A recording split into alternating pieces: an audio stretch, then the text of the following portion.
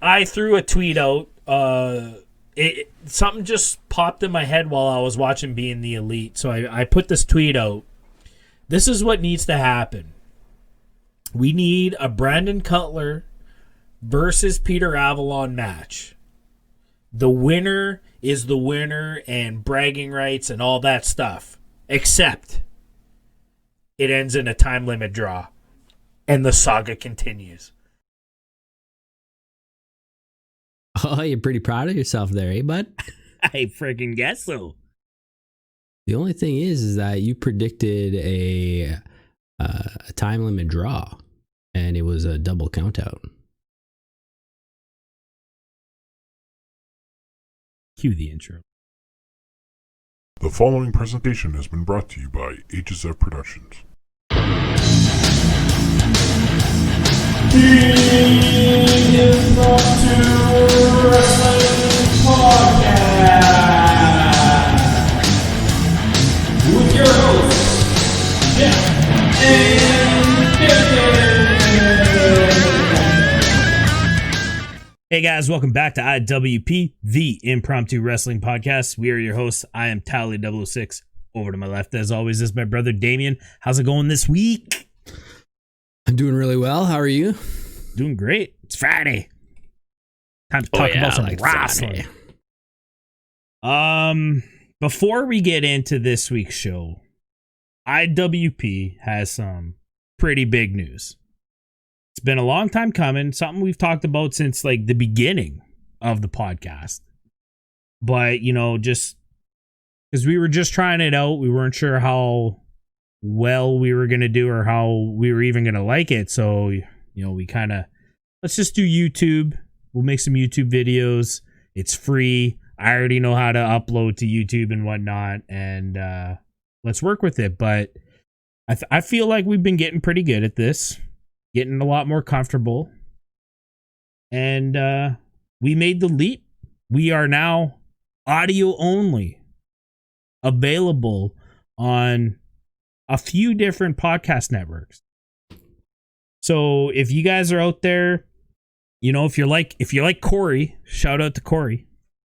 Hated listening to us on YouTube because he had to keep the app open. It killed his phone. You know, I understand. I get it. So if you're in that boat and you guys want to check out an audio only version of the weekly episodes, you can head over to one of four places, depending on where you find your podcasts. We are live on Spotify, which I would recommend is probably your best bet. Also, Anchor FM. If you guys have Anchor FM, there's a really cool feature where you guys can leave us audio recordings, messages. It's kind of like comments, but we'll actually get to hear you. And then we can actually use those and put them in the episodes if you so choose. So definitely check that out if you guys are on Anchor. Also, we are on PocketCasts and Radio Public. So some big news there. If you guys are checking us out audio only, let us know at our Twitter handles. They are under our cameras right now on the YouTube channel if you are still listening on YouTube. If you guys are listening to the audio only version right now, I at Impromptu Jeff and at Impromptu Damien. So hit us up. Also, because of the news of hitting up the audio only and getting into the like legitimate podcast game, I guess we can call it. We do have a website that it's live right now, as I believe. We don't have a domain name yet, but I'll leave the link to the website in the description on YouTube if you guys want to check that out. Whenever we have episodes going live on YouTube and these four podcast networks that we just mentioned, it'll be up on that website as well. So big news. We're growing up. We're moving on up. We're getting into the podcast game. And Joe Rogan, you know, we're coming after you, bud. We're on Spotify now. You better watch yourself. We're a long way from Joe. We're a ways from that, yeah. Yeah, we're a ways from Joe Rogan. Anyways, let's get right into the show. We got a good show coming up for you. We got one piece of breaking kayfabe, and then we'll get right into the meat and potatoes. Being the Elite, awesome episode of Being the Elite. AEW Dark and AEW Dynamite, Wednesday Night Dynamite, as always, and big news coming out of Dynamite. So let's get right into Breaking Kayfabe. So the one big news piece of this week was a new signing. A new wrestler is hashtag All Elite, and that is Will Hobbs. We've seen Will on Dark, couple episodes of Dynamite, jobbing out to guys like Orange Cassidy and Darby Allin, of all people. I was really worried about how they were handling Will Hobbs, but he had an awesome showing at the Casino Battle Royale at All Out this year. And I think this is a huge pickup. And as we'll talk about later in the show, he is already in the main event picture, which is huge. What are your thoughts on the new signing of Will Hobbs? Yeah, like I was thinking the same thing. You know, were they burying this behemoth of a man? Really big, strong athlete and getting knocked off by these smaller competitors. I think it's a good signing. I think I probably say it every single episode now. We need these big guys to be competing against the other big guys that are in the company. I think there's a good handful of them in there now. So a lot of competition, but Lance Archer and Brody Lee and whatnot need a competitor like Will Hobbs. And yeah, I guess we'll be talking a little bit more about this guy later on in the show. Yeah, definitely. I completely agree. I think he's a star in the making. I think he's still pretty green from what I've heard. Might be a few years into his career, but he's young, he's big, he's strong. And I mean, like we'll talk about a little bit later, he is in the main event picture, so to speak. So, but we'll definitely talk about that. And I like his catchphrase there, willpower. I think that's cool. I think it's going to be good on a shirt and whatnot. That's right, man. Right, that's licensed to print money right there. Yeah. Awesome. So congratulations to Will Hobbs. Welcome to All Elite Wrestling. Like I have any say in what happened. Like I'm part of AEW, but we're glad you're here for a while. Let's see what you got, bud. All right, let's move on to Being the Elite. This was episode 221, a very slippery rope. And I mean, overall, I thought this was a really good episode. It had me laughing right from the get-go. Maybe a couple of low spots, but I mean, it was mostly high spots for me. Yeah, I would agree. I had trouble actually thinking what the low spots were, but I think the Cole Cabana bit that was a slippery rope. Yeah, and the ending, like usually the endings are the best part. Right. This week was man, that was going long, and they even fast forwarded the damn video. Right. Yeah, that was a bit much. And have we seen that guy on Dark or at all? Like he's obviously a wrestler. Like the guy's jacked, but I don't recognize him. We hadn't seen him before this. But he fought on Dark the following day. Okay, that makes sense. I mean, just to get the low spots out of the way, I did not care for the dance off. I mean, a rare miss from Alex and Silver and Reynolds. Sorry, I almost went back to calling them Long John Silver and Alex Riley for a second there. Well, after that one, maybe we're gonna have to. Yeah, I mean, it was a miss, but I mean, they can't all be gold. You can't enjoy the sun without a couple rainy days in there, right? So, well, you know what? I'm gonna go against you, like for the odd time that I go against you. Right. I liked that it was a dance off in that it brought back the whole Reynolds spending $1 million for tap dance lessons. So kind of keeping that story going. I thought that was pretty clever. The bit did go long though, but the ending was probably the best part with the whole judges panel. Yeah, for sure. I love how it's up to Stu Grayson. And I he like, hates those guys. yeah, and I did like that Silver thought he had it in the bag because it was Stu. And then, yeah, Stu totally throws him under the bus. But, I mean, just because the ending of a movie was good doesn't mean the movie was good. You know what I mean? Yeah. I'm talking about The Sixth Sense. Horrible movie.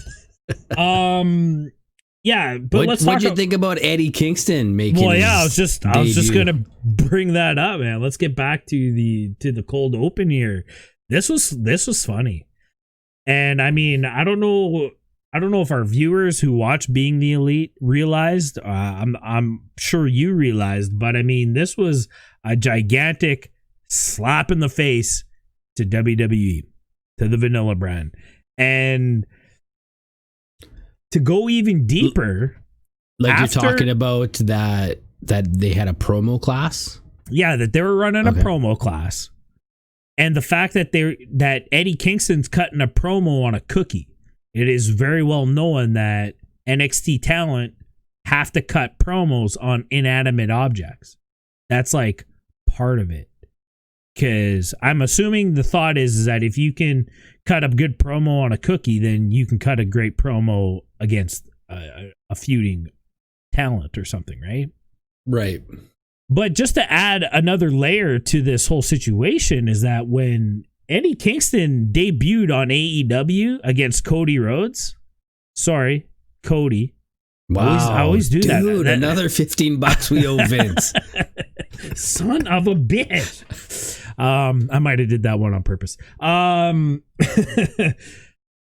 After he debuted in that match, the TNT Championship match he had against Cody, Eddie Kingston was contacted by the Vanilla brand to join NXT as a coach.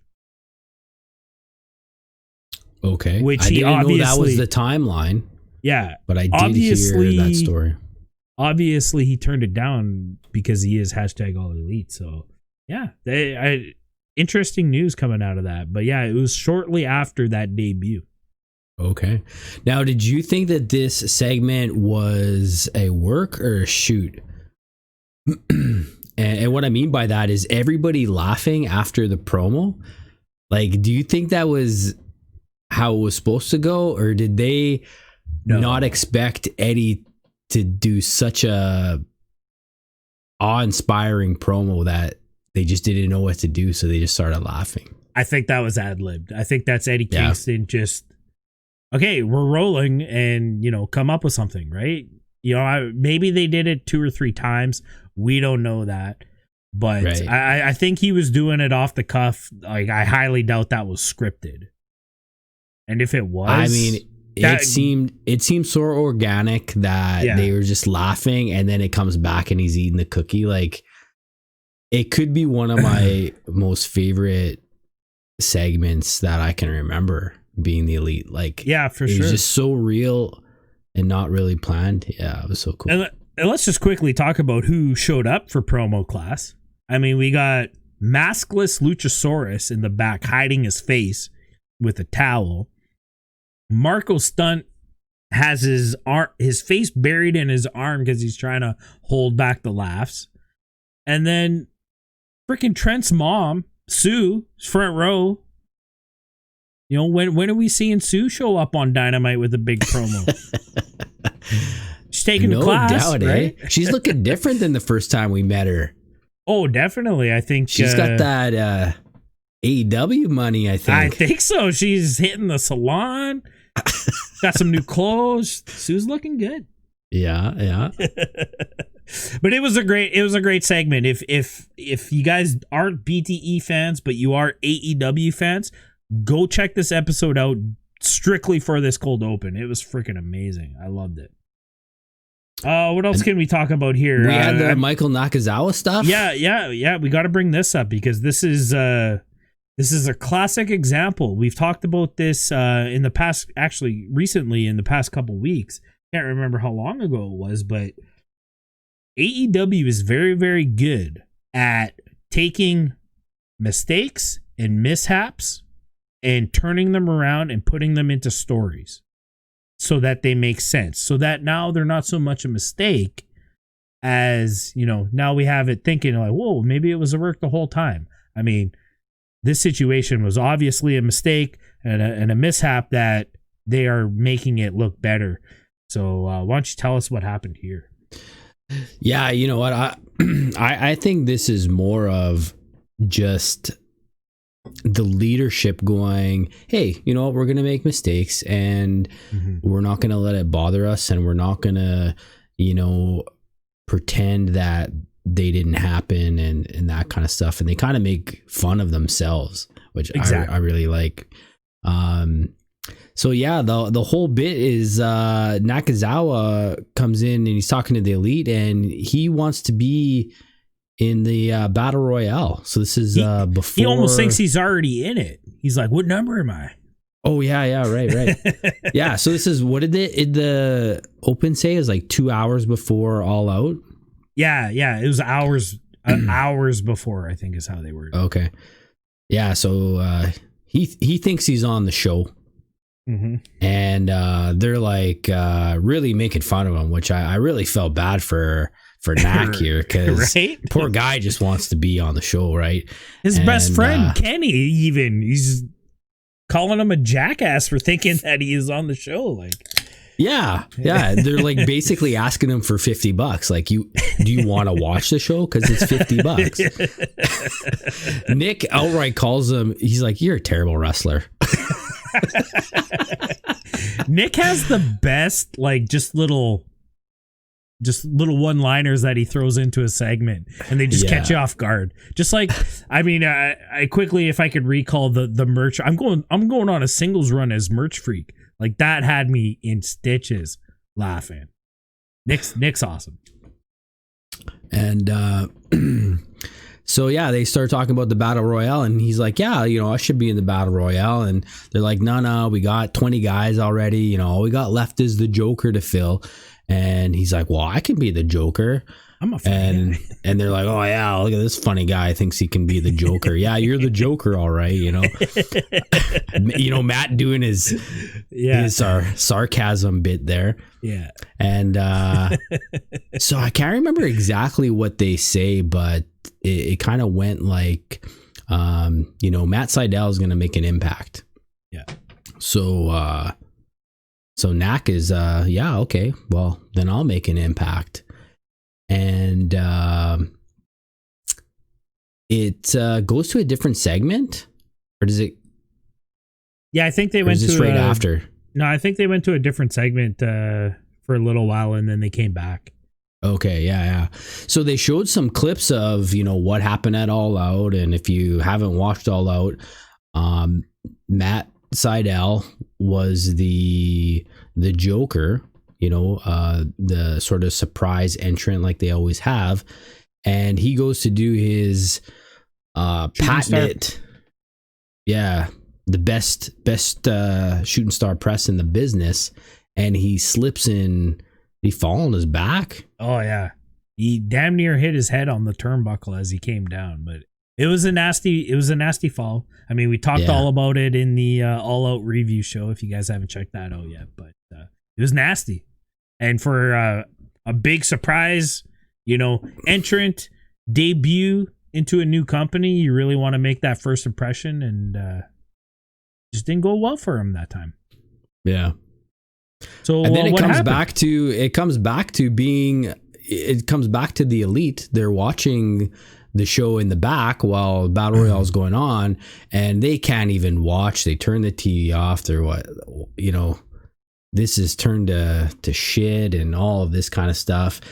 And then Nakazawa walks in and he's all happy and hey guys, are you watching the show? Like, what do you think? Was there an impact? I like how Nakazawa he's so proud of himself and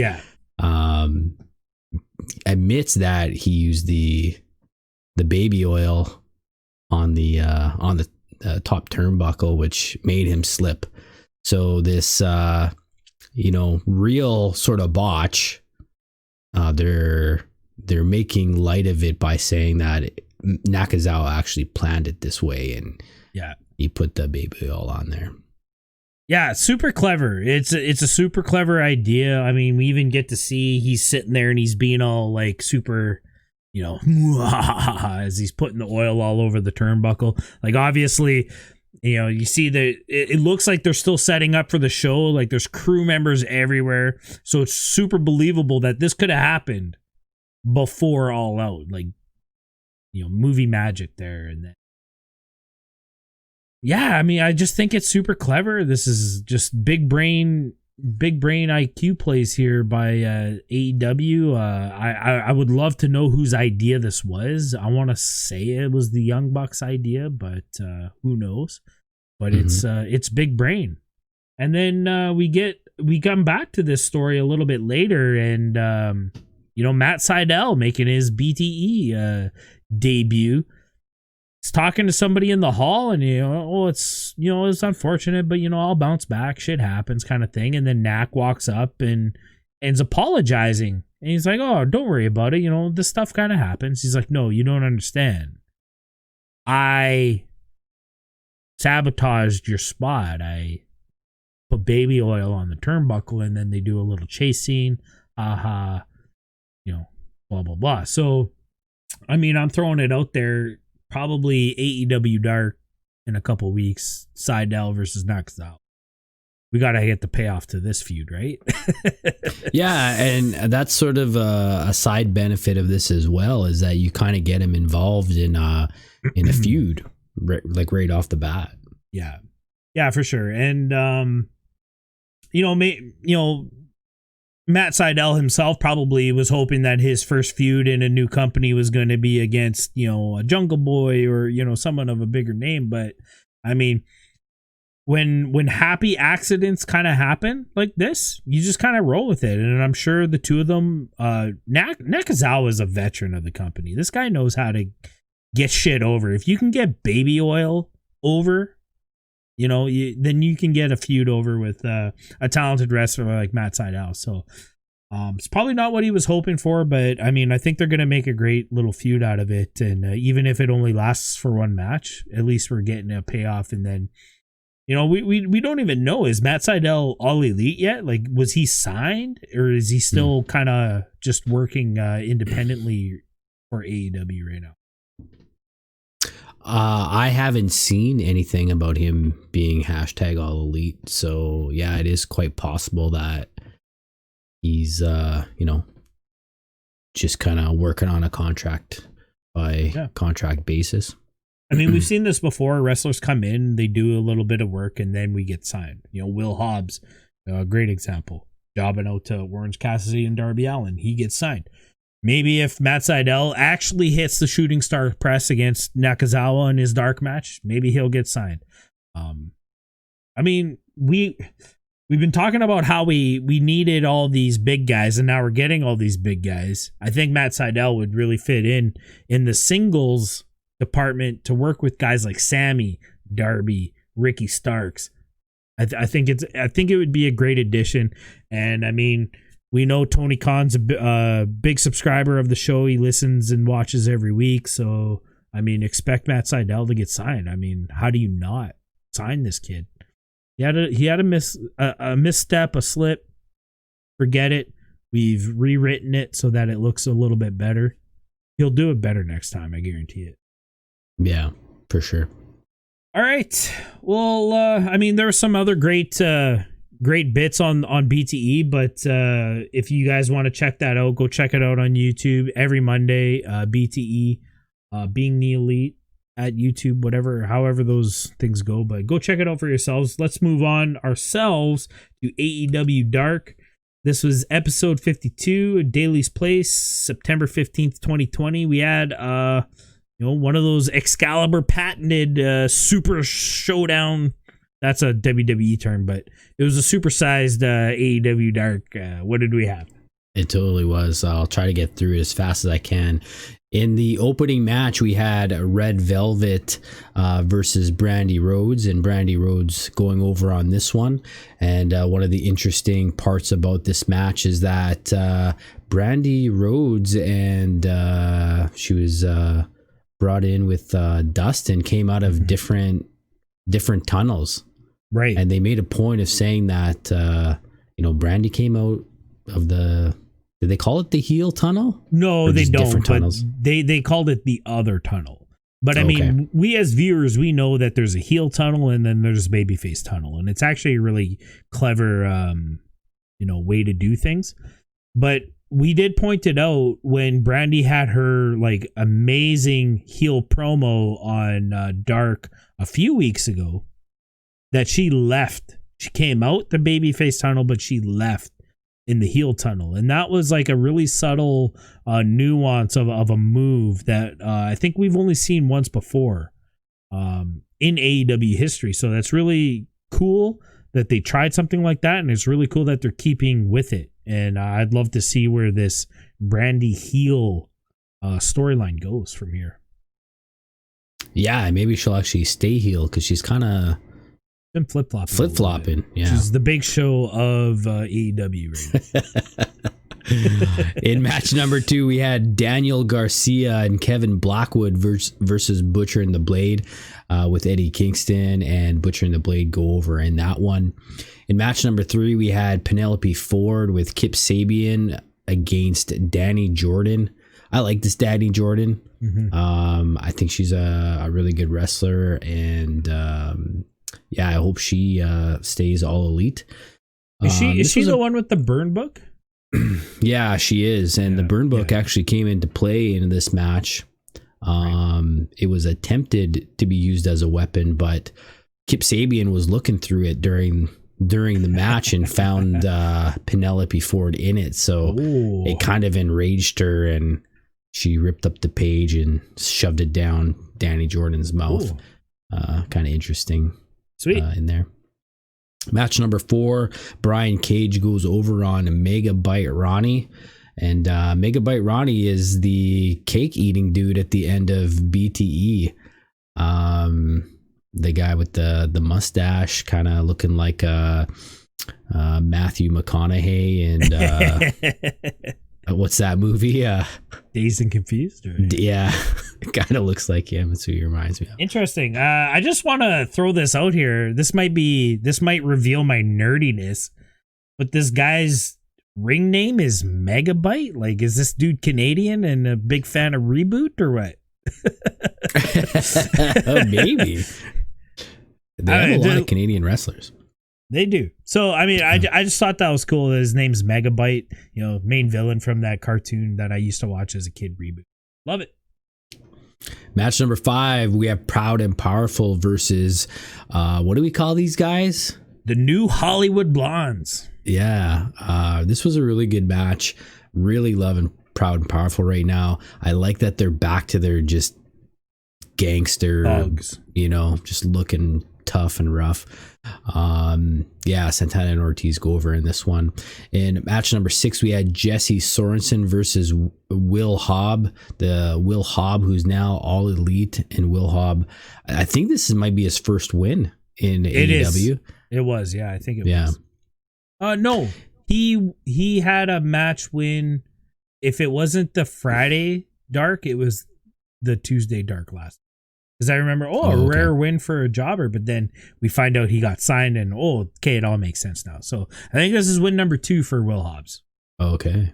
In match number 7, we had Skylar Moore and Rache Chanel versus Ivelisse and Diamante. And Ivelisse and Diamante go over in that one, so they are continuing their winning streak. In match number 8, we had Colt Cabana versus QT Marshall with Ali. And the entire match, Dark Order was out at the stage, kind of watching, and end up getting involved. And Stu Grayson pretty much hands the win over to Colt Cabana. So it was kind of a neat ending. Did you watch that one? Yeah, I did watch this one just for the fact that I wanted to see where they were kind of going with Colt's character. I mean, he was a big part of that All Out match. We don't really get to see Colt on Dynamite lately, so I made sure I watched this one, and they're definitely keeping up with the storyline that Colt's quite not all in, no pun intended, with the Dark Order. He's still a little naive to the ways of the Dark Order, and it took Evil Uno distracting Colt as well as the ref for Stu Grayson to come in and get that big knee in and hand Colt the win. I like that Colt was smart enough not to go for the moonsault this time and just got the pin in 1, 2, 3. So he did the discus lariat like Brody did. I thought that was interesting. That's right. Yeah, I forgot about that. So that's an even more interesting layer to this story. Yeah, I watched it for Anna J. I'm just gonna be straight up truth with you right there. In match number 9, we had Brandon Cutler versus Peter Avalon. This was the match that we were talking about in the opening here. I mean, you obviously watched this one. I watched this one. I was. This is the one of the only times I was anticipating Dark. I can't wait for Dark. So a little backstory. It was like episode 5 of IWP that I make this declaring prediction. You heard the prediction in the intro. I'll make sure to play that intro in the audio only version as well. But I make this declare. The tweet went out March 17th. So we're talking April, May, June, July, August, September, 6 months ago. And I was like, we need this match to happen, and there can't be a winner. Now, admittedly, I said it would be a time limit draw. That seemed to be the move that AEW is doing. We had already seen 2 time limit draws at this point. I felt like it made sense, but yeah, this one went a little bit different. I'm going to give you that one because they rarely even do a 10 count. This was the first one. Right? Taz called it, or Excalibur called it. He's like, I think that's our first double count out. So, there we go. It was a great match. These two work really well together, and I guess that's just a sign of the story and how it built that you were really I was super invested into this match. I wasn't even sitting on the couch watching it. I was standing. I was looking up at the TV. I was getting all excited. I'm like, oh, they're both outside. They're going to do a double count out. This is amazing. And then sure enough, and they tease it too. I just love how they, Peter almost got into the ring, but Brandon caught him, and then Brandon goes to dive in the ring, but then Peter caught him, and then sure enough, they get double counted out. It was great. I freaking loved it, and I can't wait to see do they go back to the tag team since they're, hot t-shirt sellers, the initiative on Pro Wrestling Tees. I'm just excited to where this goes.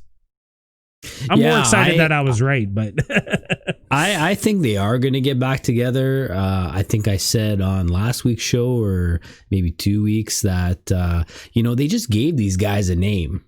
Yeah. And if they have an idea of where this is going, why would they make up the name? Right. And it's funny that the commentary during this match, they were basically saying the same thing as, these guys just got a name. They got a t-shirt and, all that. And I loved how at the end, Leva is left by herself. And I really feel like there's going to be a choice that she needs to make on who she's going to go. And the fact that Taz was really pushing that her and Peter are an item really now solidifies for me that she's gonna end up with Brandon. If they do end up splitting up, then she's gonna go with Brandon. I wonder, I just had a thought, and again, let's mark the date. It is September 18th 2020. We'll see when this ends up being true, but I think Leva goes to both of them and says, listen, you guys are great as a tag team. You guys are horrible singles wrestlers, or however she's going to put it. But I'm not going to be around, to listen to you guys fight all the time. So either you guys are together and I'm with you, or you guys are apart and I'm not with either of you, kind of thing. And maybe Leva goes and splits and joins the singles ranks of the kind of leaves her managerial role and gets back into wrestling, because I mean, Liv is an amazing wrestler in her own right. So that's what I kind of think should happen. Yeah. Well, we'll see. Maybe this will be the next intro. Maybe. In match number 10, we had Max Stardom and Dante. Yeah, Dante Smiley. I stopped watching Dark after this, so I don't know how to pronounce it. It's their debut. I mean, you got to go back and check this out and tell me if I'm wrong that this dude doesn't look like I just had his Kevin Hart. Like, this is totally Kevin Hart in like CM Punk's outfit. What? That sounds hilarious. Go check it out. I mean, if you guys agree with me, put it in the comments below and just give me a hell yeah if you think that that's Kevin Hart. All right. Like CM Punk. They are going against Best Friends in this match, and Best Friends look like they were on a mission in this match, and they take it to these guys and beat them up a little bit. I thought this was a pretty good match. In the main event, we had an 8-man tag, which commentary said they love 8-man tags, and I had to kind of laugh when I heard that. We had Private Party and the Gun Club versus Dark Order, which was Stu Grayson, 10. Uno, 5 and 10. And 1, 2, 5, I have and 10. to say, I couldn't keep focused on this match. I was doing something while I was watching it, so I can't even remember. Watching Anna Jay, weren't you? Was she there? I don't know. I mean, I think I would have been focused on it. Anyways, Dark Over goes over in this one. Fatality ends it again. It's a pretty cool finisher by. Yeah, I like that tag team finisher. Yeah. All right, so just a huge episode of Dark, and I can't believe that the Cutler Avalon match was not the main event, but I feel like that should have been main event. I mean, I've been promoting that match for months now, that it should be on Dynamite. I think it deserves a Dynamite kind of payoff, and we just didn't get it. But I'm sure that, like I said in the intro, the saga is going to continue, and maybe we'll get an even better match later on Dynamite, or a buy-in pay-per-view at Full Gear. Who knows? But I love it. It was a good episode of Dark. Go check those matches out. I'm going to go check out Kevin Hart in his CM Punk outfit pretty much as soon as we're done recording this. All right, let's get into this week's AEW rankings. September 16th, I believe, 2020. What do we got? The same thing I said last week. So we're going to skip the whole segment. I mean, we might as well go through it. So we still got our two champs, Moxley and Brody Lee. Lance Archer is the number one contender, followed by Brian Cage, MJF, Cody, and Scorpio Sky. In the women's division, Hikaru Shida is still the champ. Nyla Rose still the number one contender, followed by Big Swole, Abaddon, Penelope Ford, and Britt Baker. And in the tag team division, FTR still the champs. Kenny Omega and Hangman still the number one contenders. You got to think that this is going to change very soon. Followed by Best Friends, Young Bucks, Natural Nightmares, and Proud and Powerful. I hope Proud and Powerful get up there. I think it's their time. All right. Well, let's get right into this week's Dynamite. Wednesday was it was in the air, as we talked about last week. If this show was going to be Wednesday or Thursday, it all depended on the NBA playoffs. Fortunately, that series, I believe it was the Clippers series that we were waiting on. Clippers lost out. Tough Noogies Kawhi should have stayed in Toronto. We're not going to get into it, but yeah, sure. But I mean, Toronto's out too, so who cares? But I mean, he shouldn't have left. Back to back. Anyways, Yeah. this was a great episode of Dynamite. I'm glad we got to see it on Wednesday. I like watching wrestling on Wednesday. It's kind of ingrained in my schedule now, man. Coming up to a year of AEW. Who would have thought? And as always, Dynamite starts off with a match. No promos, no recalling what happened last week. Let's get right into the show. And this is a match that came about last week in FTR's Tag Team Championship Celebration segment.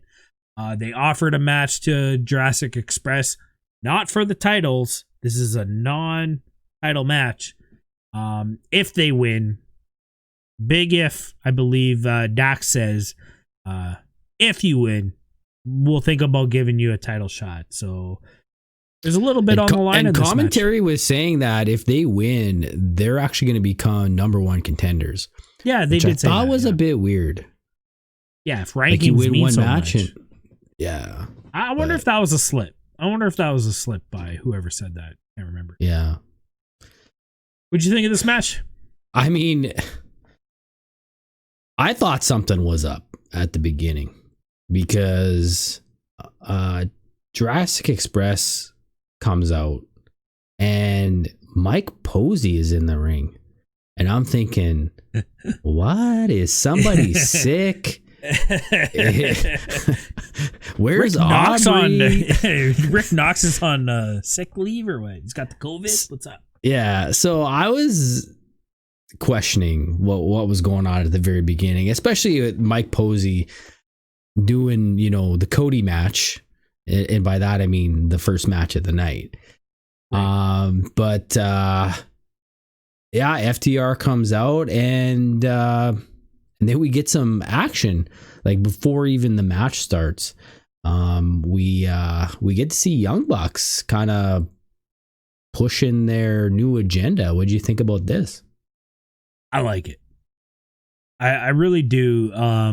It feeds off of what we saw last week with the Alex Marvez super kick party. I like that the Bucks are still dealing with this. I don't know, whatever their issues are. Their struggle with going full heel.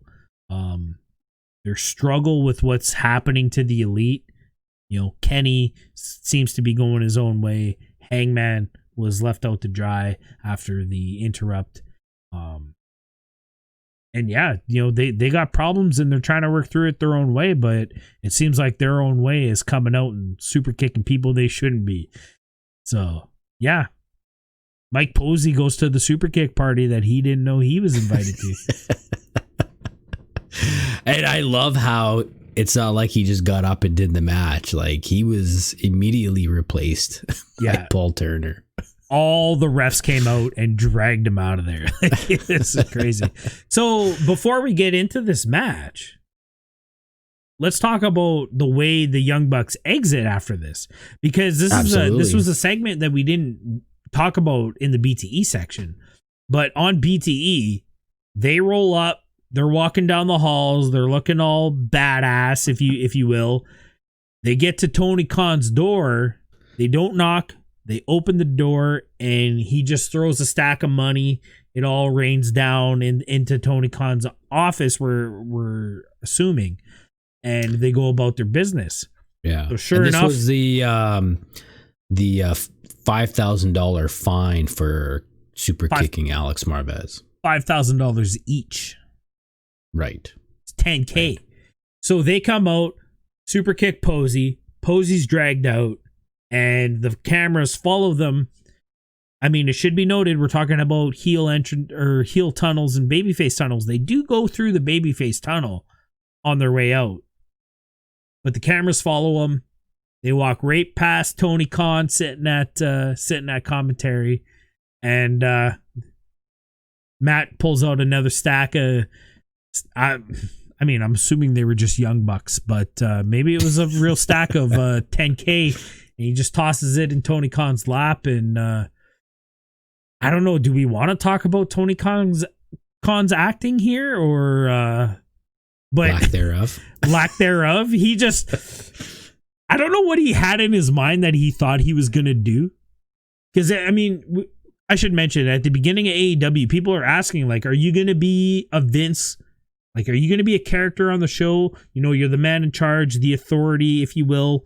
And he's like, no, I have no interest in doing that. I want to, you know, write the show, be creative and whatnot, and run the time on TV and stuff like that. That's all he has interest in. But, you know, this is the second time we've seen him in like less than a month. And I think maybe he's getting the itch. I don't know. But I don't know what he had in his mind that he thought he was going to do in this situation. But when the camera gets on him, he looks confused. And then they throw him the stack and he's like, all right. He takes a sip of his coffee. It almost looks like he doesn't know what's going on. But he has to know, right? I mean, he's part running the show. So I don't know. To me, the look was he didn't expect it, and he wanted to laugh, but knew he shouldn't laugh, and I don't know. Yeah, he's Tony is still too much of a fan. If I can be 100% honest, like this is a diehard wrestling fan. This guy's been watching wrestling since he was a little kid. He's a freaking encyclopedia. If you've ever listened to him talk about wrestling on Talk is Jericho, on Unrestricted, whatever it is. The guy's a freaking encyclopedia, and he's just a fan.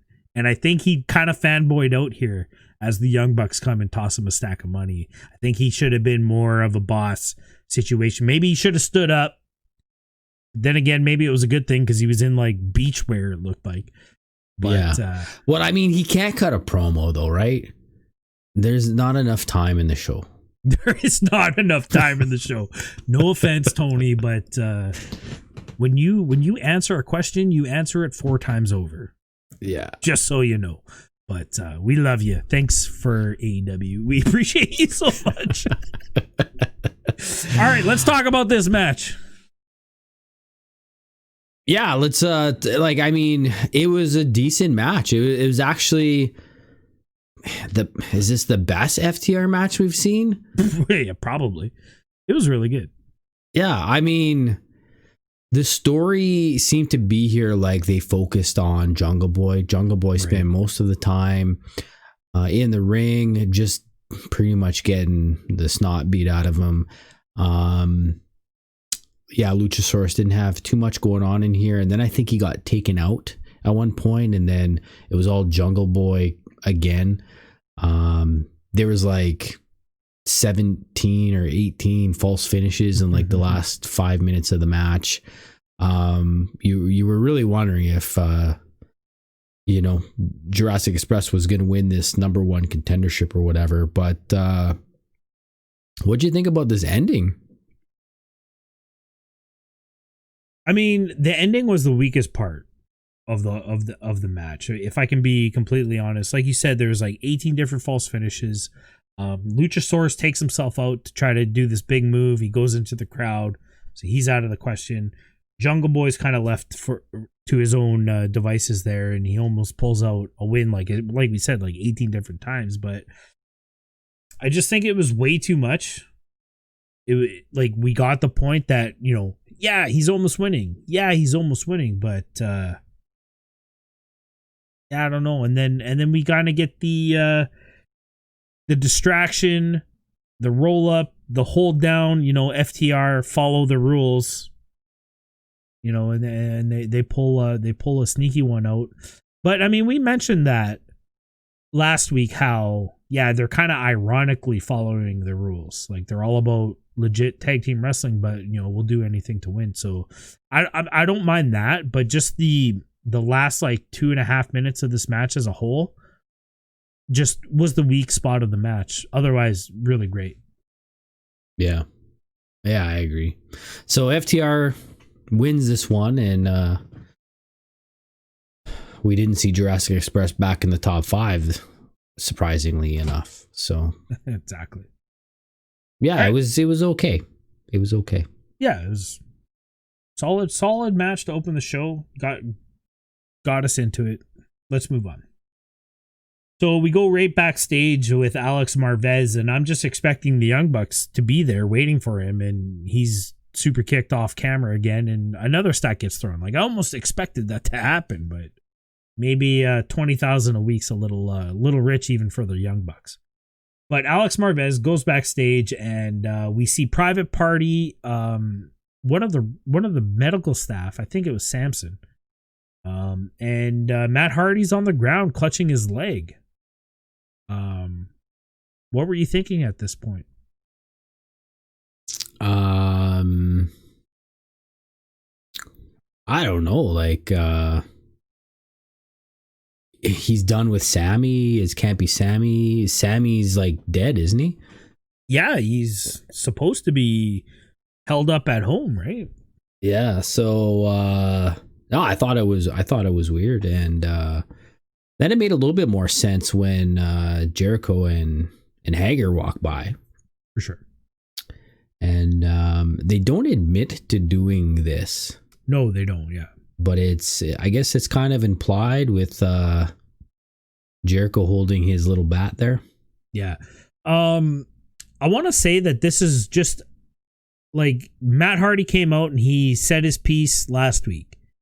You know, we were kind of not expecting to see him, I guess, in a way, because of what he said in this very real shoot promo that we heard last week. Maybe this was just a way to enforce the fact that we're probably not going to see Matt Hardy for a little while. So we'll do this backstage attack that nobody sees, and then we kind of write him off TV for a little while. But I like how they used Jericho and Hager as the implication, kind of the Phantom Menace in a way. And then that sets up this match that I didn't know was happening. I didn't hear about this earlier or anything when they talk about what's happening. This seemed new, that the newly formed tag team of Jericho and Hager were going to go up against Private Party. And yeah, why not take out their mentor so that he can help them? So yeah, it was a surprise segment. It was a little confusing at the beginning, but they kind of did a really good job of wrapping everything up and it all making sense. So I just don't understand how Hardy couldn't talk to say, you know, those are the guys that did it. You know, he's just, You know, when Nancy Kerrigan got hit in the knee, I mean, at least she was able to say, why is this happening? You know what I mean? I had to work. So what are you Kerrigan saying, that Nancy's tougher than Matt? I am saying Nancy Kerrigan is tougher than Matt Hardy. Matt Hardy may not die, but she got her knee better in time to win an Olympic medal. So props to the good old days. Remember the 90s? I remember. All right, let's move on. This was a very important matchup of the night. There was a lot of story leading into this one. We got Hangman Page going up against Frankie Kazarian with Kenny Omega at commentary, which is very important to everything. To me, Kenny being on commentary was more important than this match of Hangman and Kazarian in a way. Yeah, and didn't you find it funny that, like, we didn't know this match was happening, and then Kenny's out at commentary, and it's like... Yeah, it was weird, because he was out there before any entrances happened, right? Yeah. You know, Kazarian comes out, and then Hangman comes out, and you're like, I get it. So, yeah, this was very much about Kenny, I feel like, more so than Hangman.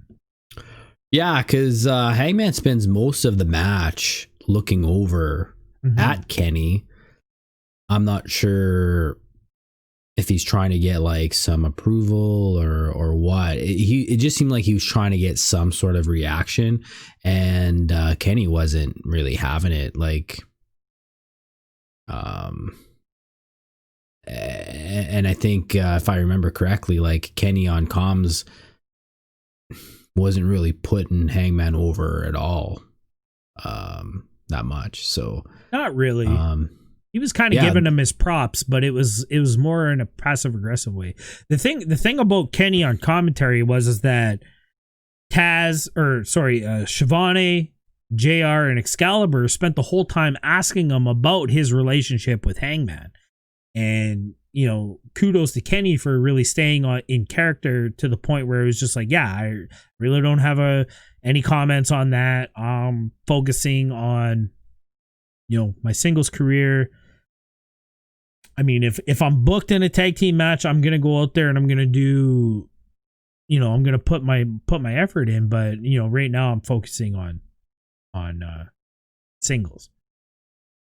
So, yeah. So I guess that shows us that even though Kenny wants to go singles, they are still, I guess, technically a tag. Well, I mean, they're still in the rankings, and they're number one contenders, right? So, yeah. And they bring that up in commentary at one point too, and that's kind of where Kenny's like, well, I mean, if we have to do a tag team thing, then we have to do it, but I don't want to. It was really the message we were getting. As for the match itself, though, this was just a really good match. Like, it was damn near match of the night if it wasn't for the main event. Hard hitting. It told the story well. I like how Hangman is, constantly looking up at Kenny.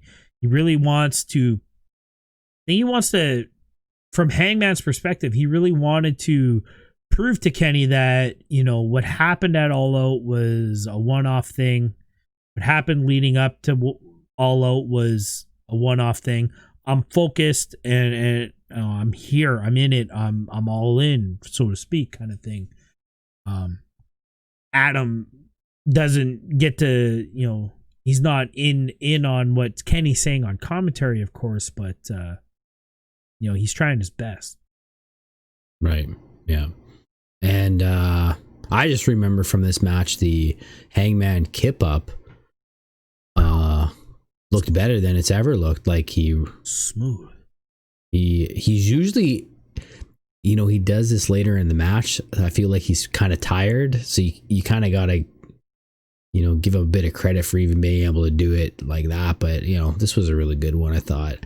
Yeah. I agree. This was a really solid match, especially after the last one that we saw with FTR. This was a good comeback match, and Frankie's a pro, man.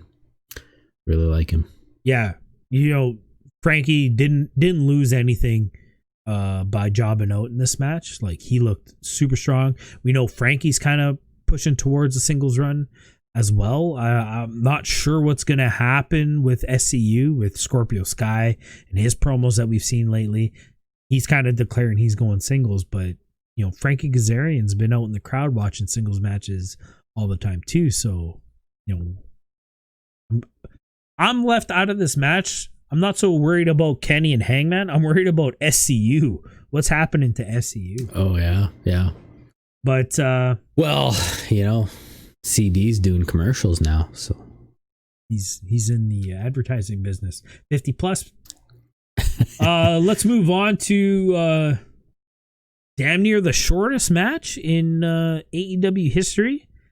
MJF comes out, and we go right into commercial break, and I'm assuming during the regular scheduled TNT picture, which apparently we didn't get this week. Thanks, TSN. But as it's fading out, we get to see MJF doing the ring gimmick. And he's going around, and Serpentico didn't want to kiss it. And then it fades into commercial. I'm sure he went around the whole rounds as we got to see, many, many, many months ago when there were still live crowds. I love that. I love that he's bringing that back. Yeah. But we come back from commercial, and from what I was upstairs, going for supper as always. I always miss a little bit of commercials aren't long enough in TNT world, but I come back and MJF's cutting a promo, and you're like, yeah, he had a match. I'm like, what? So tell us about the shortest match in AEW history. You know what? I think I missed it because I was blinking, and it was done. It was that quick, eh? Yeah. Like, I want to say he like pushed Shawn Dean in the corner, and then he had him in his what's his submission move? Can't remember what it's called. Salt of the Earth. Yeah, Salt of the Earth. Yeah, and then it was done. But, you know, like we always say, this was just really a cover for the promo at the end. And what we get out of this promo is the idea is that the leaders of AEW are all part of a stable or a faction. And, you know, he's thinking that maybe he should... I don't know if he meant start one or be a part of one. I think the words that he used were, maybe if I was a part of a stable or a faction, I would get more out of the company. Maybe I would be owed more if I was part of a faction. I think that's the words that he used. Yeah. But, I mean, was this the first time that we actually heard the words out of MJF's mouth that, like, Moxley cheated? He wasn't supposed to do the pirate paradigm shift, and he did. Like, this is the first time we're really getting that, right? No, I think last week he said it as well. Did he? I thought he was just yelling at his staff and firing everybody last week. But, okay. Fair enough. No, like, right at the beginning of that, I think he mentions Moxley. Okay. That you know, he cheated, but you know who's really to blame was the campaign. That's kind of how it went. Okay, perfect. So yeah, I mean, MJF. It was a good promo. He's always good when he's got the microphone in his hand, and this was no different. And he's laid it out there, talking about maybe joining the stable, but he prefers to be a lone wolf. And then I kind of look at, well, what the hell's Wardlow doing out there? And I mean, his argument was kind of moot because he's talking about how all the champions are part of stables, but Moxley's the lonest of all the lone wolves, I feel.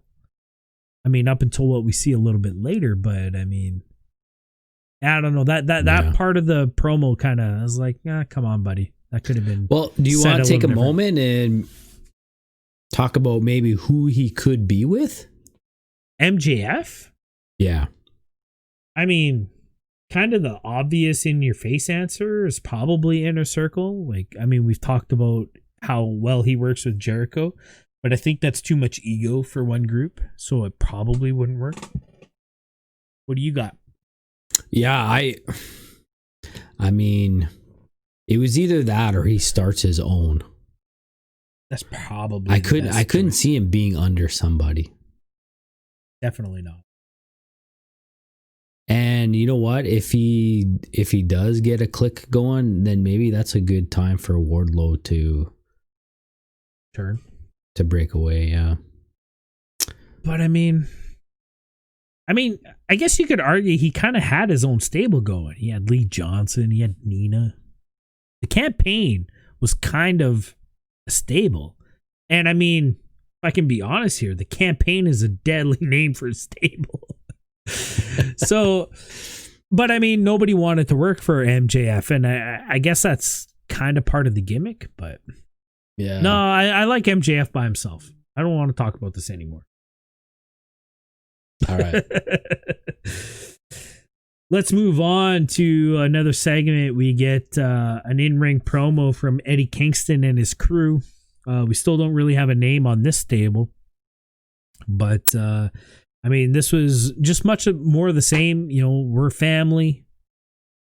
Everything's taken care of. He's got the Lucha Brothers, one on each arm, and everything's good.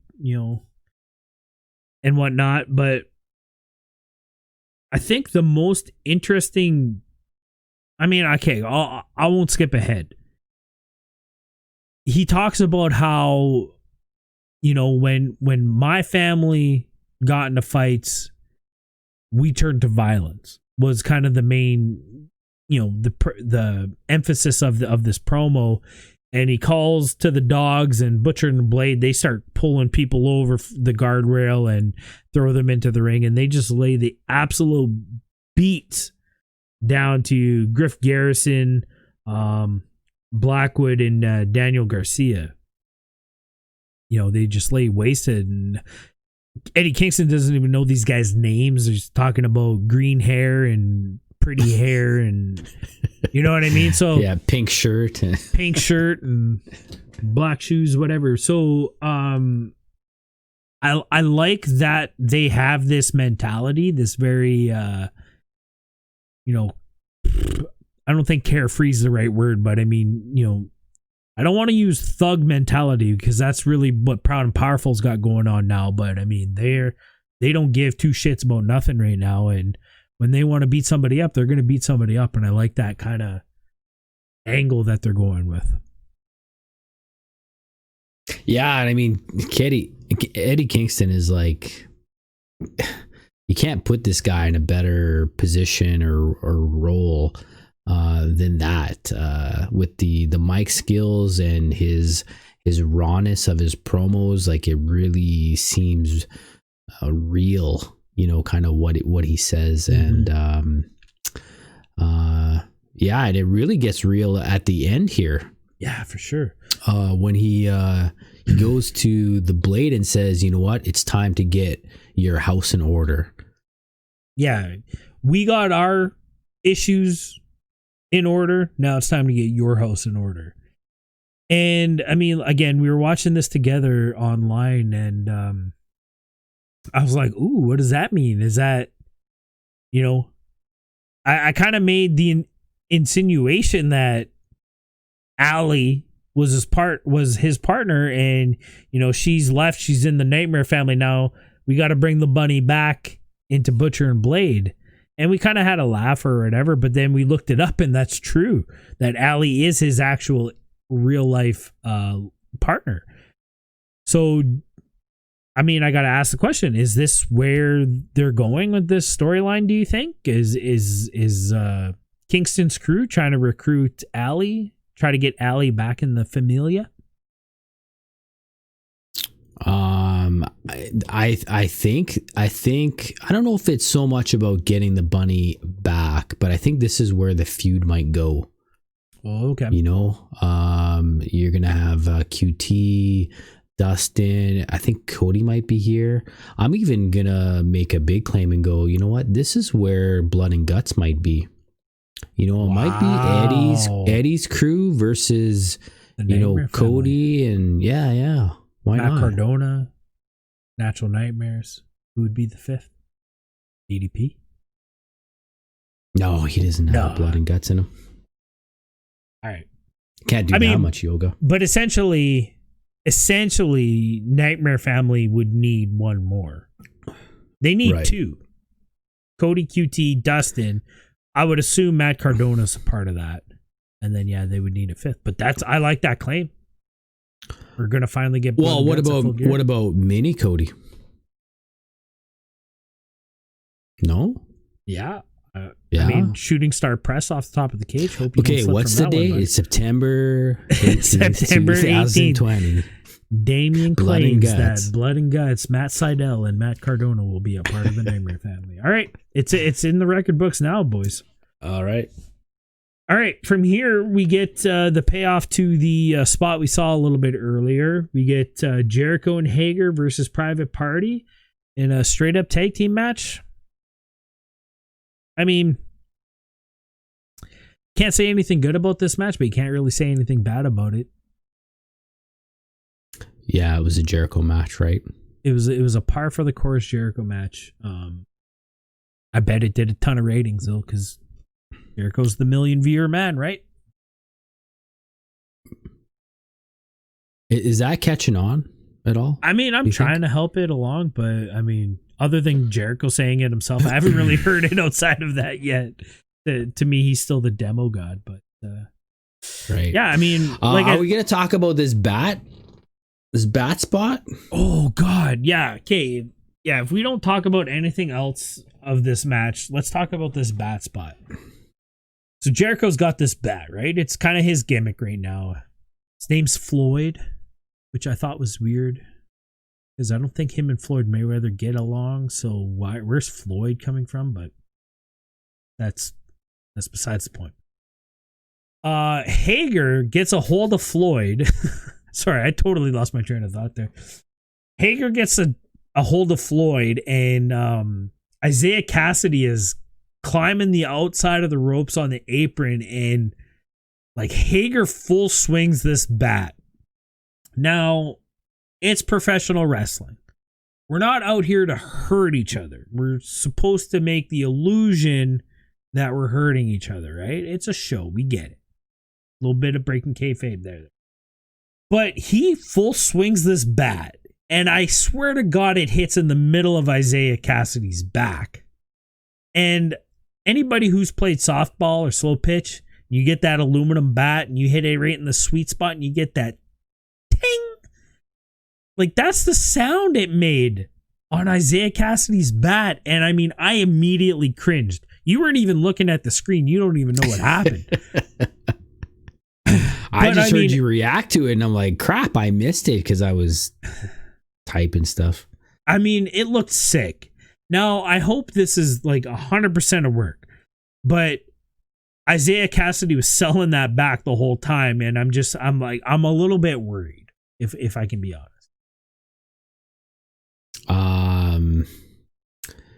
Is there a chance maybe he was wearing some sort of plate on his back? Well, I wonder. I mean, I thought of that. I paid attention for the rest of the match, but I mean, again, if this is just a work and there was a plate, they did a hell of a job hiding it for the rest of the match. Like, you never really got to see Isaiah Cassidy from the back ever. You know, I didn't go back and rewatch the whole match. I'm not that worried about it, but I mean, what a spot. Like, it sounded real. It looked real. Hager is a big dude, and he full swung that bat. Like, he was hitting for the fences. And then just to hear that sound, my neck started doing this. Like, I was like, can't stand that shit, man. I got to go back and watch that. All right. You guys, I thought the best part of the match was Mark Quinn's Pele kick on Jericho. Oh, yeah. I think that's a hard move, you know, timing wise and whatnot. And it looked really good. Jericho sold it well. And, but Jericho and Hager pick up the win. Judas Effect. I want to say this was an off the top rope Judas Effect. I can't remember how it went down, but yeah, I want to say they teased it once. Cassidy drops down, gets the roll up into the false finish. And then, yeah, Cassidy might have been coming off the top rope and there it was waiting for him. I think you're right. Yeah, like you say, it wasn't a bad match, but it wasn't a great match. Again, par for the course for Jericho. All right, let's move on to the next segment of the night. We had an announcement that next week on Dynamite, we were going to get a 6-man tag involving Moxley and Archer. Their teams to be chosen later on in the night. We knew from last week that Archer was going to be heard from as well as Moxley, so we were kind of expecting there was going to be something involving these two. So I guess it seems like there's going to be a 6-man tag, and I'll probably fall asleep during it. Yeah, that sounds about right. That sounds about right. But let's move on to the next matchup of the night, which was Ivelisse versus NWA champion Thunder Rosa. And this will be the first time that the NWA Women's Championship is going to be defended outside. I'm assuming outside of NWA, but definitely the first time being defended on Dynamite, which is really huge. Like, how often do titles go defended, outside of their home promotion, if you will? Right. This is very remnant of the old school days of the territories, in the 60s and the 70s. When Ric Flair was NWA champion and he'd go to territory and challenge and have people challenge for the 10 pounds of gold and everything like that. So I really like this, and I like that they're giving Thunder Rosa another shot. Her match against Serena Deeb on the Go Home show before All Out was amazing. It was one of the best women's matches we've seen in a long time. The match against Hikaru Shida was a little off. We're assuming there was a language barrier, communication barrier. not having worked with each other before. But we get back to Thunder Rosa on Dynamite going up against Ivelisse, and we're back to, great matchmaking here. I really enjoyed this one. Yeah, Ivelisse is awesome, and Thunder Rosa proved herself in that Deeb's match. So, this was an exciting one, and again, it was just a hard hitting. It seemed like this was very much how do you want to call it? Latina versus Latina kind of a match, and I think even comms were talking about it, and when they were describing Thunder Rosa's face paint and why she has the half and half kind of thing. I thought this was an awesome match. Yeah, it was really well put together. You could really feel, the emotions between the two. I guess, one too many Mexican-born ladies wrestlers are in the mix right now, and there was some real tension I felt during this match, and we got to see that that lucha libre inspiration in a lot of these moves. The psychology was very Mexican, if I can say that, and it was a great match, and it was hard hitting. They went long. This was a well over 10-minute long match. They gave them time, and Thunder Rosa really had to work this win out. Like it was a competitive match, which is always great to see. And how about the finisher here? I don't know that I've ever seen a lady do a tombstone pile driver. I can honestly say I've never seen it. Outside of the Young Bucks, this is the first time I've seen anybody do a tombstone pile driver outside of WWE, outside of Kane or Undertaker. Right. You know what I mean? So, I like it. You mentioned her face paint, Thunder Rosa's face paint. That's, it's a Day of the Dead thing. The very famous festival that Mexico City holds every year, where they honor the dead, and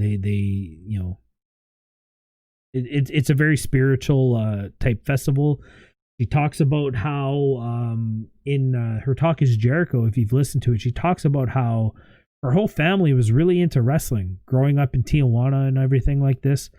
And then her grandfather had a heart attack while watching professional wrestling with her uncle, and the family just stopped watching professional wrestling after that. And because of the beliefs and the spirituality of the Day of the Dead festival and stuff like that, like this is her bringing professional wrestling back to her family, and that's why she wears the face paint. Okay. So I guess my point being is that really works with the tombstone pile driver as a finisher. Like it totally makes sense as part of that character that she's playing. So I like it, and she does it great. Yeah, it was really, really well done. Yeah, really clean. Again, we get some extracurricular activity, as maybe JR would once say. Before Thunder Rosa could even attempt to celebrate this, Diamante is there to get her girls back, and it becomes quickly becomes a 2-on-1 attack on Thunder Rosa, and I called it. That's all I'm saying. Hikaru Shida was going to be. You usually do. It's actually a bit frustrating watching the show with you, because sorry, I hear what happens about 30 seconds before it happens. Yeah, I do that in movies too, but yeah, Hikaru Shida jumps the rail, comes to Thunder Rosa's aid, but give yourself a pat on the back. You called this one. Well, yeah, you just have to think that this was going to be set up as a tag team for sometime in the near future, and later in the show we hear that it is booked, so we will see Thunder Rosa, Hikaru Shida going up against Ivelisse and Diamante next week. I think it's the Tuesday. This is next week. Or it is the Dynamite show. We'll talk about the Tuesday show a little bit later. Right. I want Ivelisse and Diamante to have a name. I want their little group to have a name, a tag team, whatever you want to call it. They need a name. Ivelisse and Diamante is a little hurt. But let's move on. We get to hear from Kip Sabian and the Best Man, and I mean, I had to pop for this bit, man. I loved it. This almost should have been on Being the Elite. It was so funny, but it was probably only funny to me. But we got Miro working out. He's got the big boy plates on, as Kip Sabian says. I love that. He did 30 reps of what looked like about 200 plus pound bench press, but Miro puts the bar down and gets up and he starts talking about Call of Duty. He's like, Warzone, I got your back, but I told you should have used the gra. Whatever he said, I freaking loved it. I popped so hard. But the main point is that Miro is ready to get in the ring. He's ready to destroy some people. And Kip Sabian's got to, pull the reins back a little bit on his new best friend here, best man. That he has other priorities first, and they start talking about a bachelor party, which kind of makes me think we're going to get some kind of in-ring segment leading up to this in-ring on-air wedding that we're going to probably get between Penelope and Kip. What did you think of the segment? Well, we were watching this one together, and when we watch it together, you're kind of streaming it to me, and for some reason at this segment the sound kind of went a little buggy, so you're popping and laughing and I'm just having a hard time trying to hear what was going on. So now that I heard that it was about Call of Duty and whatnot, that's pretty funny stuff. I think you're probably right. I think this is probably setting up to be some sort of segment on the show, and I can only guess that this is going to lead into Miro's first feud. It's probably not going to go smoothly. It's probably going to be broken up by something, someone, whatever. And either Miro's first match or his first feud. Yeah, for sure. Before we jump into the next segment, I do want to mention that Kip Sabian was a part of a Pro-Am Warzone tournament on Thursday. His team was 20th out of 25. You suck, bud. Let's move on. Yeah, he was pretty sad about it at the end of it. I actually tuned in at that point, and he looked pretty defeated, and he was chatting with his viewers about how they don't streamers don't take too kindly to these celebrities being on Twitch and whatnot, and kind of got me thinking that I could see how it could be tough in that realm where he already has some backing of an audience because he's a celebrity, right. But I mean, Kip said he's been doing this before he got in AEW, and if he wasn't in AEW, he'd be doing it. And I mean, he only averages probably about 70 or so viewers at any one time, so it's not like he's in competition with anybody. But I'll back Kip Sabian up here in a way, because I doubt your average wrestling fan even tunes in to watch Call of Duty streamers. I feel like it's a completely different audience, and the viewers who are tuning into Kip and even Miro is very popular on Twitch, I feel. I don't think they're taking audience away from these Call of Duty streamers. So if anyone was giving Kip a hard time, fuck you. I mean it's not. Yeah, it's just weird because like anyone can do this. It's not like you pay to do it. It's not like it was handed to him. He's He's doing it out of the love of playing video games.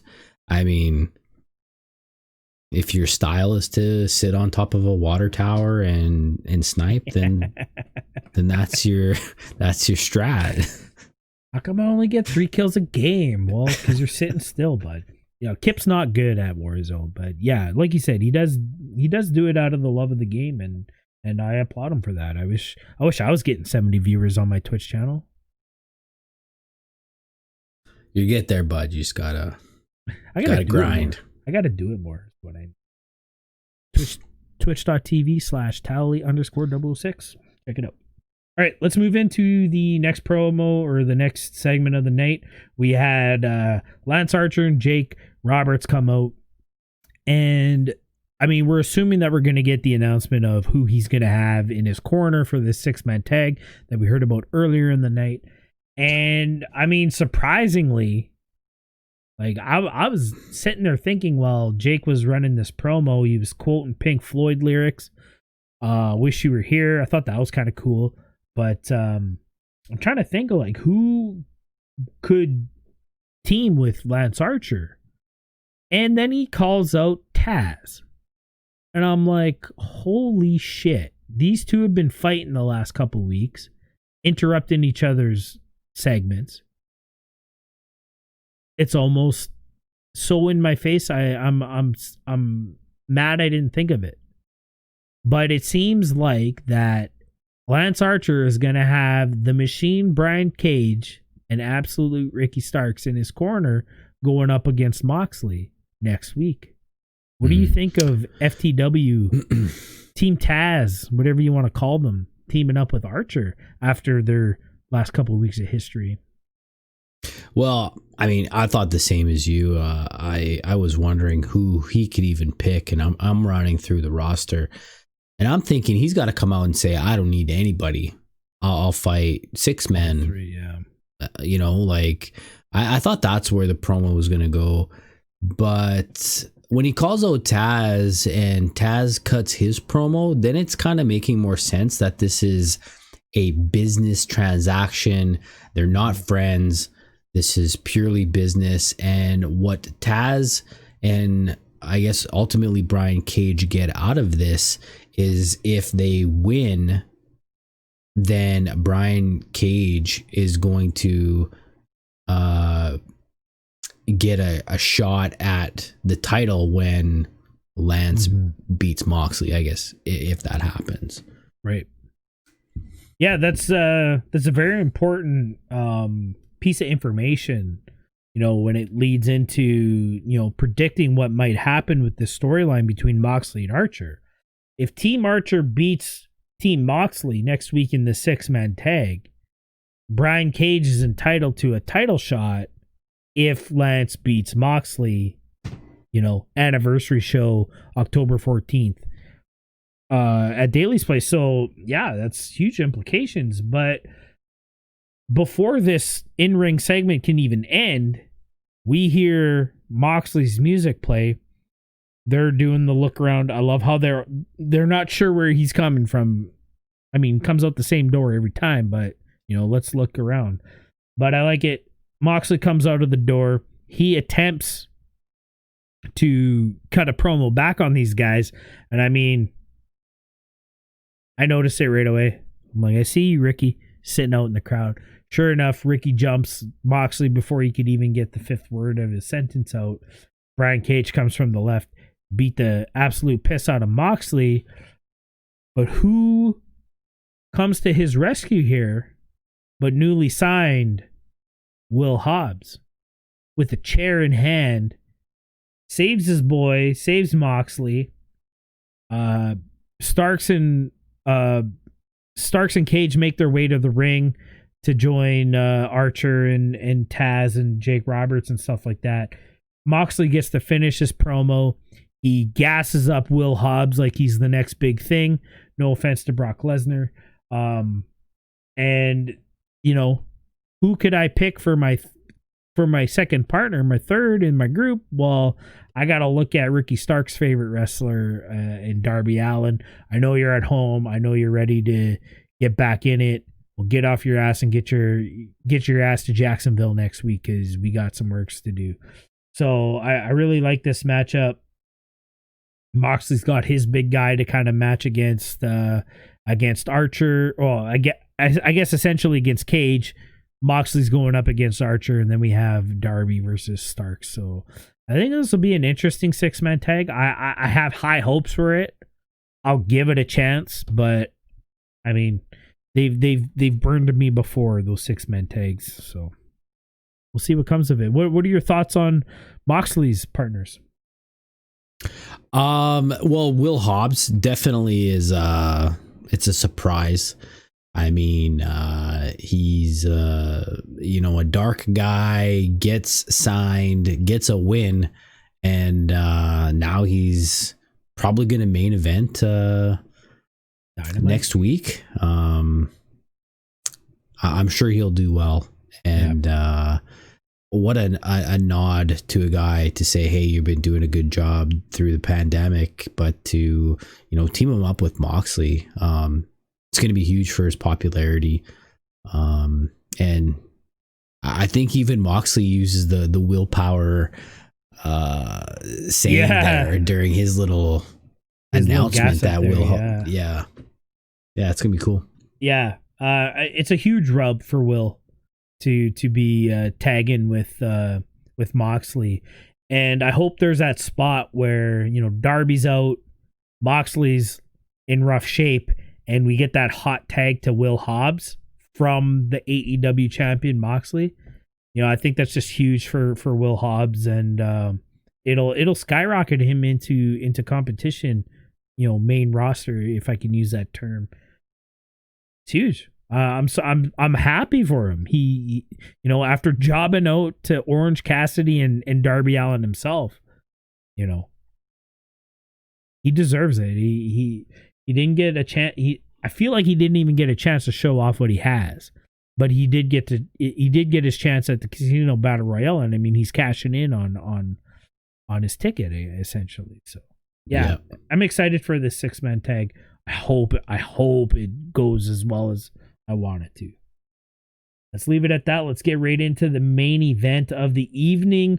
The best match of the night, the match that we were supposed to see 5 freaking months ago on Blood and Guts, the Blood and Guts special Dynamite.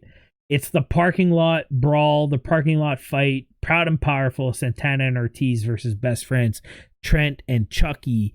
And what they had planned for this, it totally surprised me when the match kind of starts. They got the circle of cars. I was expecting this, because we've seen them fight in the parking lot before, and it's kind of just really backstage. I was kind of expecting the Stadium Stampede style match, I guess, or even that Broken Matt and Kenny versus Sammy and Jericho tag match that we saw, just something like that. But this was the circle of cars. The headlights were on. Everything was in play. There was a bunch of the jobbers, there to create some crowd noise. This was a parking lot fight, remnants of the Bully after a Kings versus OCN Blizzard game type parking lot fight. It was crazy. So I really enjoyed that setting. Yeah, I mean, it looked really cool. I have to say, I was half expecting this to just be kind of a goofy match. I feel like in Vanilla Brand, these types of matches are really, really hit and miss, and more hit than more misses than hits. Sorry, more misses than hits. Yeah. Sorry, I was thinking about a very specific Roman Reigns, Braun Strowman in the back type situation, which something fell on Roman Reigns. It was so dumb. Anyways, but this match was amazing. One of the coolest matches I think we've had all year on Dynamite, and the spots, in my notes here, it goes for days. Yeah, you Like, got just- quite a bit of notes here. Man, it's just crazy. So if I could be like just like really transparent here and really honest, like when I saw the circle of cars and I'm like, well, this isn't what I kind of thought, I almost tuned out. And very early on in the match, there was a spot where best friends have Ortiz trapped in the hood of a car, and they both do these like backdrops onto the hood, like crushing Ortiz in the. After that, I was like, I've never seen that kind of spot before. And I mean, I was dialed in, focused into this match after that. And I mean, this could be a whole podcast by itself. And maybe that's something we got to do. We got to do a live reaction type while we watch this match. This match was freaking amazing. And it was, like you said, it was spot after spot after spot after spot. And I mean, deadly spot after deadly spot after deadly spot. Like this match was so good. It had the hardcore legend himself, Mick Foley, gassing it up on Twitter. And this is a currently employed WWE legend gassing up AEW. It was amazing. I mean, you have to. If that James Corvette there even says anything bad about this match, you have to know, Corey, you have to know that this guy's a joke, because this match was really, really well done. If Jason Corvette says anything bad about this match, it's a work, and he doesn't really mean it. Because he is an absolute idiot if he thinks this match is bad. If James Corvette says anything about this match, he's banned from listening to our podcast. Wow. Banned from watching AEW. Banned from listening to IWP. I like it. But I think what really got you with that hood spot is, like, usually in these types of, we'll call them specialty matches, they do the spot and then that's, they go away from that. But like, I mean, Ortiz took 3 big spots underneath the hood of that car. Mm-hmm. Like, they just kept going at it, and it was just like there was an actual engine in that car, and it was an actual hood, and they were backflipping on top of this hood while this guy was laying on top of the engine. Like, I don't know, I'm a mechanic. I'm a mechanic, and I, make my living laying, crawled under, working on engines. It's not comfortable. So to have somebody essentially close the hood on me and then jump on it, I mean, that's the real deal right there. That's. What do you think was the biggest spot of this match? And I'm thinking that you and I are going to say the same thing on this one, but you go first. I mean, if we're talking about, oh my God, holy shit moments, it's got to be Trent going through that windshield. Absolutely. When I was describing it to my wife, I was like feeling that, when your nervous system is just going all crazy and you like it get cold really quickly. Like, I feel like that's what he had to feel. Right. With all of that, you could just see all of the shiny shards of glass sticking in his back. And well, this is something that we need to make sure our listeners know. If you didn't watch this match, these are not gimmicked cars. These are real vehicles. You could tell by the way the glass is breaking. We've seen glass spots in the vanilla brand before, and it's candy glass. It's movie glass. It breaks very easily. It doesn't powder. I guess is what the main key is. When you crash your car, the windshield is designed to not shatter into shards. It's designed to spider and powder. And I don't know if you've ever broken that kind of glass onto your skin before, And when it powders and it's dug into your skin, it's irritating. It's constantly cutting you. You can't like just shower that shit off. I can't stress that enough, man. Yeah, I'm sure Trent's still feeling it's like having a nap naked in that pink fiberglass insulation. That's a good I can analogy. only imagine it's something like that. Yeah, that's a really good analogy. I mean, I've never been in a serious car accident to where I've had to experience a shattered windshield or anything like that. But I mean, that had to have been what it was like, man. That's insane. And I mean, we saw it as soon as he like crawled out of. I mean, we see it in his face when he lands, but then he like crawls out of it. I mean, we still had 5 minutes left of this match that he had to work with this back full of glass. It's insane. Well, man. and I think we thought he was out. Like he was done at that point. I thought that too. Yeah. But then Ortiz picks up 1x4s.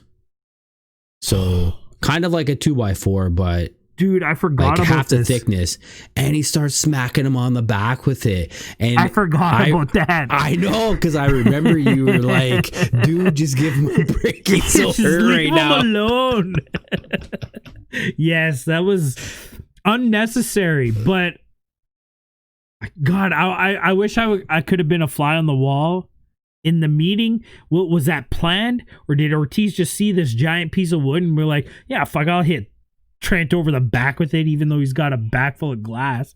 Yeah. And I have to feel like after that first one and it like breaks over his back and Trent's doing this, I feel like he had to look up and say, "Dude, like seriously, what the fuck?" Yeah, I feel like that too. I feel like that first one was just like, really, bud? Like, do you see how my back is bleeding? Yeah. But then he gave him a few more hits. He gave him a couple more. I mean, anybody who's ever had anything bad to say to Trent, you can't say that anymore. This guy's a freaking trooper. He's unreal that he even took that spot in the first place. Never mind 3 or 4 1x4 slats to the back. Oh my God. Yeah. We had a lot of power bombs on top of the roofs of the cars or the hoods of the cars. Just big hits. Then we get to see one of the best friends. Yeah. Orange Cassidy. Little surprise. Trent was propped up against one of the trunks of the cars. And I believe it was Ortiz was getting set up for a big spot. He was going to hit him with something. I can't really remember what it was, but before it can happen, the trunk, you see the light starting to flash and the trunk pops open and there's Orange Cassidy, fistful of chain. We get the orange punch, totally knocks out Ortiz. Ortiz is out of the match at this point. And then Chucky and Trent set up. We saw it set up really early in the match. There was this big like 5/8 thick sheet of plywood laid over the box of a truck, and yeah, someone's going through that, and sure enough, that was the finish. Trent with the strong 0 through the plywood into the box of the truck. I believe it was Remsburg that was there for the 1, 2, 3. It was an amazing match. Like we didn't even talk about half the spots that were in this match. This was nonstop devastation, bodies going through metal and glass, wood, garbage cans at one point. And like anybody who lives in Manitoba and we get these freaking city mandated trash cans, whatever those things are made of is freaking paper and glass compared to what these garbage cans are made of. I don't know who took that backflip through that garbage can. I think it was Trent or Chucky. I think it was Chucky. Yeah. Those things did not give at all. They are strong AF. Yeah, and Chucky's a big dude, right? So you'd think it would like dent the plastic a little bit, but for sure. Didn't even move. All I can say is go watch this match. If you didn't watch this match, you have to go watch this match. Do not listen to Corvette before you watch this. Yeah, get your own opinion. Yeah. don't believe us, but believe us because we're hyping it up for a reason. If you don't believe us, believe the hardcore legend himself. Mick Foley gassed this up. He said it was one of the best parking lot matches, one of the best, outside of the ring type matches that he'd ever seen. This is the hardcore legend himself. This is the guy who used to wrap a baseball bat with barbed wire. Go watch this match. If you want us to do a live commentary type reaction to this match while it's going on, leave it in the comments below. Send us those Anchor voice messages if that's what you want to hear, and we will definitely get that done for you guys, because I would love to watch this match again. Yeah. And I love the ending. Oh yeah, let's talk about the ending. Sue comes to pick up the boys in the minivan. She's got a brand new, I don't know if it was a Toyota, but it was a white minivan. She comes to pick up the boys. I thought this was a sweet way to sort of end off this feud, and the guys pile in.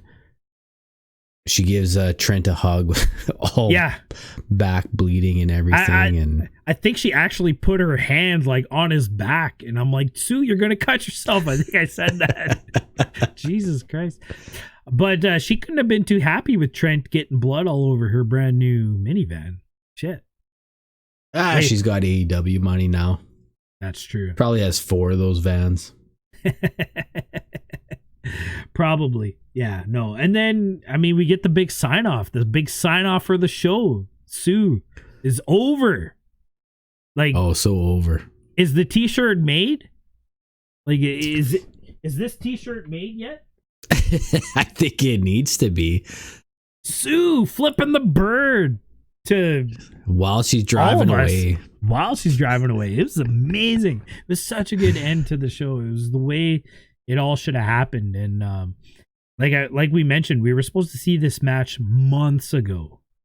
And I said it last week how they rekindled this feud between Best Friends and Proud and Powerful so organically. It wasn't until Trent said the word, or Chucky said the words, "parking lot fight, we'll meet you out in the parking lot," that it reminded me that we were supposed to see this a long time ago. And that's just a credit to AEW's creative and the way they're telling their stories, man. Like, this was so organic. I can't gas this feud up enough in this match. I'm gonna say it one more time. It was the match of the night. It might have been match of the year. Yes, in AEW. It's definitely a candidate.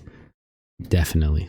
I just remembered Revolution, Hangman, Kenny versus the Young Bucks. Yeah. Well, let's say Dynamite match of the year. For How sure. about that? Hands down, Dynamite match of the year. So again, if you guys haven't seen it, go watch it. I can't say enough about it. But yeah, there's our show for this week. It was quite the week. We had a lot to get through. Hopefully we didn't put you guys to sleep or anything like that. But thanks for watching. Thanks for listening. If you guys are listening on any of the podcast services, we are on Spotify, Anchor, PocketCasts, Radio Public, soon to be Apple, iTunes podcast, and Google Podcast. All that's coming. They're technically not a sponsor, but shout out to Anchor FM for providing a free service to get our podcast out there for free. They're taking care of all the distribution to all these different podcasts, services and stuff like that. And yeah, it's just amazing. It's such a good feeling that our listeners, our viewers have options out there now. And hopefully this grows our audience. For sure. All right. So thanks for watching. If you're still watching on YouTube, don't forget to like, subscribe, and leave your comments below. And if you are listening on Anchor, make sure to leave us some of those voice messages. Maybe you'll get a shout out in an upcoming episode. Thanks for watching. Peace out, you guys, and go fuck yourself, Corvette. If you didn't like that match, I'm fucking coming down to Tennessee or wherever you live. I'm going to show you what Smoky Mountain Wrestling's all about. Peace.